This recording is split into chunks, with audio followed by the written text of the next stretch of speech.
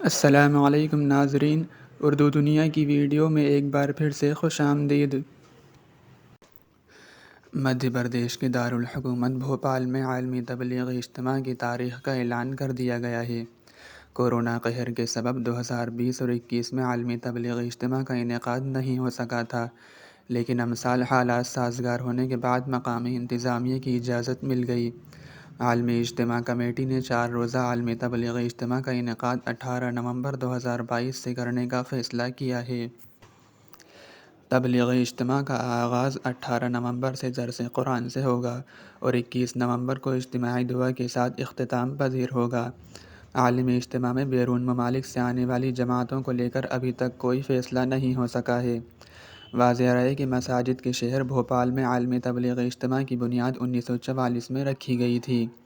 ابتدائی سالوں میں اجتماع میں مقامی لوگوں کے ساتھ بھوپال سے باہر کے چند جماعتوں نے شرکت کی تھی، لیکن جب رفتہ رفتہ اجتماع کی اہمیت سے لوگوں کو واقفیت ہوئی تو اس میں نہ صرف مدھیہ پردیش کے باہر سے لوگوں نے شرکت شروع کی، بلکہ 70 کی دہائی میں اجتماع نے عالمی شہرت حاصل کر لی۔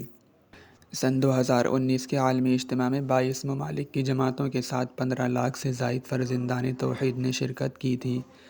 سال 2001 تک عالمی تبلیغی اجتماع کا انعقاد بھوپال میں ایشیا کی سب سے بڑی مسجد تاج المساجد میں ہوتا تھا۔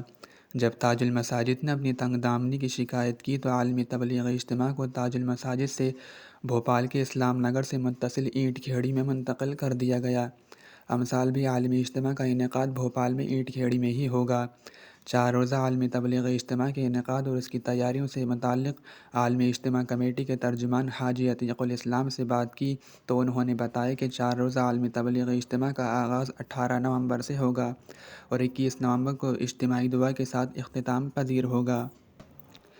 حاجی عتیق الاسلام سے جب بیرون ممالک کی جماعتوں کی شرکت کے تعلق سے پوچھا گیا تو انہوں نے بتایا کہ ابھی تک بیرون ممالک کی جماعتوں کی شرکت کے تعلق سے کوئی خبر نہیں آئی ہے۔